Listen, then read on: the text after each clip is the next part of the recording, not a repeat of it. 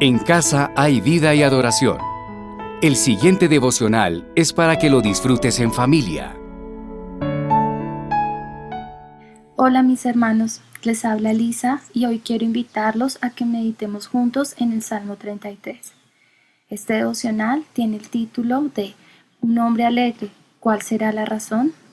Así que resolveremos esta pregunta en los siguientes minutos y hasta puede ocurrir que podamos contagiarnos de la alegría y gozo de este hombre. El Salmo 33 da inicio con un acto de alegría, de fiesta. Esto era algo más que una sencilla emoción. Él dice en los versículos 1 al 3, «Cantad de júbilo en el Señor, oh justos, apropiadas para los rectos la alabanza. Dad gracias al Señor con la lira, cantadle alabanzas con el arpa de 10 cuerdas, cantadle cántico nuevo, tañed con arte, con voz de júbilo». Él entra a escena como diciendo con una voz fuerte y sacudiendo a todos los que lo escuchaban diciendo, «Alégrense, alaben al Señor, de verdad no se queden sentados, hagan algo, muévanse de gozo, un gozo tan grande que tenemos, es correcto hacerlo, sin pena, vamos, no habrá lugar para los señalamientos». Está bien que los hijos de Dios le adoren, es hermosa, justa y apropiada su alabanza al Señor. Sería esta una versión muy apasionada de un líder de alabanza motivando a la iglesia a alabar a Dios en el servicio dominical, ¿verdad?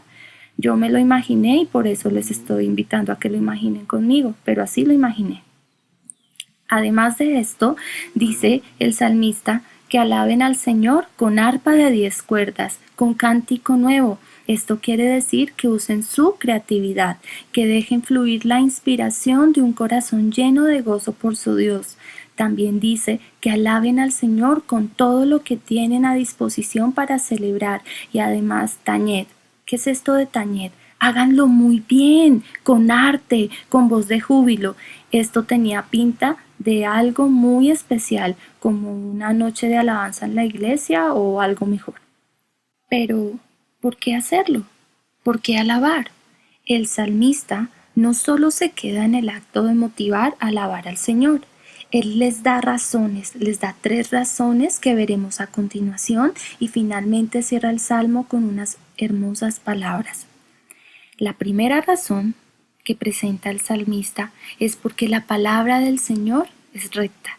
Dicen los versículos 4 y 6, porque la palabra del Señor es recta y toda su obra es hecha con fidelidad.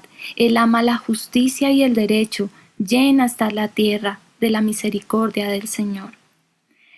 Partamos de una gran verdad, y es esta, que la palabra del Señor muestra su carácter, o sea, quién es Él. Nos dice que la palabra del Señor es recta, y esto nos lleva a que Él es verdad, honestidad, es un ser correcto, que ama la justicia y el derecho. Y la justicia y el derecho son necesarios para cualquier sociedad. No podemos dejar de lado que el Salmo fue escrito en una situación histórica específica. Se considera que pudo ser escrito en la época temprana de la monarquía de Israel, que su autor fue David.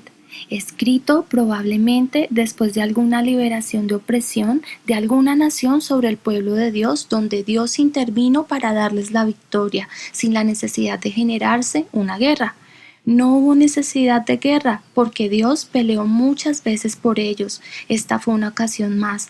Aquí vemos las razones de su gozo. Eran tiempos tensos para el pueblo de Israel, de encuentros en batallas, sociedades en luchas y conflictos. ¿Y cómo nos sirve saber esto? Porque como sociedad pasamos luchas. Ejemplo de ello es cómo los hijos de Dios y tantos colombianos tienen este anhelo de rectitud y honestidad, derecho y justicia, en tanto que somos parte de una nación donde se practica continuamente el abuso de poder, la deshonestidad y el fraude. Es así como en medio de esta pandemia y emergencia nacional, algunos logran maquinar el robo al Estado, desviando una vez más los recursos de las personas que los necesitan.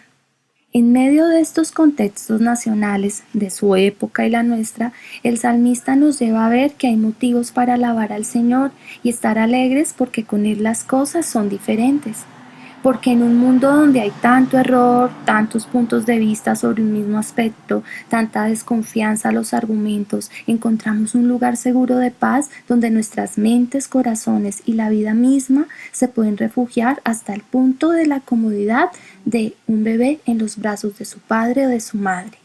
El Salmo 19, 7 al 8 nos dice: los preceptos del Señor son rectos, que alegran el corazón. El mandamiento del Señor es puro, que alumbra los ojos. Entonces podemos estar seguros en que la palabra del Señor es recta, no cambia, y podemos confiar en todo lo que hace. Él no se equivoca. Nuestro Dios es sabio y bueno. Dice el salmista: Él ama la justicia y el derecho, llena hasta la tierra de la misericordia del Señor, y en eso descansamos. La segunda razón que nos da el salmista para alabar al Señor es porque su palabra es poderosa y en su palabra hay poder. Dicen los versículos 6 al 9 del capítulo 33: por la palabra del Señor fueron hechos los cielos y todo su ejército por el aliento de su boca. Él junta las aguas del mar como un montón, pone en almacenes los abismos. Tema al Señor toda la tierra, tiemblen en su presencia todos los habitantes del mundo, porque Él habló y fue hecho. Él mandó y todo se confirmó. Quiero mencionarles algo. Hace unos días me han compartido sobre un chico que quiere conocer a Dios, pero no cree que la palabra de Dios, la Biblia, sea tan poderosa para transformar su vida. Y como él, muchos la hemos menospreciado. Sí, la Biblia, cuando creíamos que no la necesitábamos, que podíamos ser cristianos con solo ir a la iglesia o tener familia o padres cristianos o con solo portarnos bien. El Señor es tan bueno que ha sido muy paciente en cuanto a nuestro peregrinaje espiritual y a muchos, por fin, por la obra del Espíritu Santo, nos ha llevado al entendimiento del salmista cuando dice en el Salmo 119 que por la palabra del Señor proviene la vida, porque sin ella se siente morir, versículo 25. Que la palabra ha ampliado su modo de pensar, versículo 32. Y que la palabra es su esperanza, versículo 49. Y así podríamos seguir definiendo el significado fundamental de la palabra para la vida de alguien que quiere entender la verdad de su existencia a través de quien lo creó, el Dios único y verdadero que se nos da a conocer a través de Cristo y su palabra. Del versículo 6 al 9 vemos que la palabra es poderosa porque Él habló y fue hecho. Y porque es poderosa hasta el punto de solo decir y es hecho, necesitamos entender que sin la palabra no podemos conocer a Cristo, quien en la palabra se revela como la esperanza de los hombres, la promesa anhelada por generaciones, el Salvador de nuestras almas, quien ejemplifica lo hermoso, lo recto, lo justo, la verdad, el amor, la bondad, el sacrificio, la misericordia y el único camino a la paz que tanto anhela el hombre, la paz de su alma condenada y sumida en sus delitos y pecados. La tercera razón que nos da el salmista para alabar al Señor es porque su palabra muestra la soberanía de Dios sobre el mundo. Dicen los versículos 10 al 12: el Señor hace nulo el consejo de las naciones, frustra los designios de los pueblos. El consejo del Señor permanece para siempre, los designios de su corazón de generación en generación. Bienaventurada la nación cuyo Dios es el Señor, el pueblo que Él ha escogido como herencia para sí. Y como ejemplo de ese poder sobre todo reino, dicen los versículos 13 al 17: el Señor mira desde los cielos, Él ve a todos los hijos de los hombres. Desde el lugar de su morada, Él observa a todos los habitantes de la tierra. Él, que modela el corazón de cada uno de ellos. Él, que todas las obras de ellos entiende. El rey no se salva por gran ejército, ni es librado el valiente por la mucha fuerza. Falsa esperanza de victoria es el caballo, ni con su mucha fuerza puede librar. De esta manera, David nos deja ver que todo depende de la voluntad perfecta de Dios. Cuando nos dice, El consejo del Señor permanece para siempre. Los designios de su corazón de generación en generación nos revela que su consejo, el consejo de Dios es firme, es constante. Nadie lo puede cambiar, nadie lo frustra. Lo que ha establecido lo hace y cumple sus promesas. No falla. Por eso nos llena de seguridad en la vida presente y futura. Él, en cambio, sí puede frustrar los planes de las naciones, de los dirigentes y gobernantes. Él tiene el control sobre el coronavirus, sobre la economía del mundo. Él da la victoria y las derrotas. Nosotros contamos con la gracia de ser su pueblo, los suyos, que estaremos siempre en el centro de su voluntad soberana. Así que, aunque seamos afligidos, toda circunstancia en sus hijos obrará para bien y tendremos la paz que produce la íntima comunión con Jesús. Recordemos que nos aguarda una eternidad sin llanto y dolor. No vivimos para disfrutar la gloria de este mundo, sino para la gloria eterna del Señor Jesús. Jesús preparó de esta manera a sus discípulos y así nos habla a nosotros hoy. Estas cosas os he hablado para que en mí tengáis paz. En el mundo tendréis aflicción, pero confiad, yo he vencido al mundo. Juan 16:33. A la luz de este pasaje y como resultado de la victoria definitiva de Jesús, con dimensiones cósmicas podemos enfrentar el futuro con valentía, como lo hicieron sus discípulos. Y en el versículo 20 de Juan 16, Jesús dice y promete que nuestra tristeza se convertirá en gozo y aún en el sufrimiento seremos guardados. Y si no, preguntémosle a nuestra hermana Leonor de la iglesia, llevando su enfermedad por tantos años junto con otras enfermedades que se han ido sumando con los años, pero ha permanecido firme en la fe, mirando al invisible y confiando en los planes de su Señor para ella y para su hija. Finalmente, David nos motiva a alabar dándonos unas hermosas palabras de confianza, señalándonos cómo es cuando los ojos del Señor están sobre sus hijos. Y por más dificultad que estemos pasando, mi hermano, mi hermana que me escuchas, lo que viene debe alentarnos. Dice David en los versículos 18 al 22. He aquí, los ojos del Señor están sobre los que le temen, sobre los que esperan en su misericordia, para librar su alma de la muerte y conservarlos con vida en tiempos de hambre. Nuestra alma espera en el Señor. Él es nuestra ayuda y nuestro escudo, pues en Él se regocija nuestro corazón, porque en su santo nombre hemos confiado. Sea sobre nosotros tu misericordia, oh Señor, según hemos esperado en ti. Mediten conmigo en que es hermoso considerar la realidad que los ojos del Señor están sobre los que le temen, sobre los que esperan en su misericordia. Sabemos que la vida no es plana. Hay momentos que quisiéramos no repetir por dolor, por lo que nos hicieron o por lo que hicimos o porque solamente llegó y ya. Pero Pablo pudo ser feliz y tener gozo desde una celda en Roma. Su mirada era tan realista en todo momento que sabía que su deseo no estaba en lo circunstancial o terrenal. Decía, poned la mira en las cosas de arriba. También, para mí el vivir es Cristo, pero el morir es ganancia.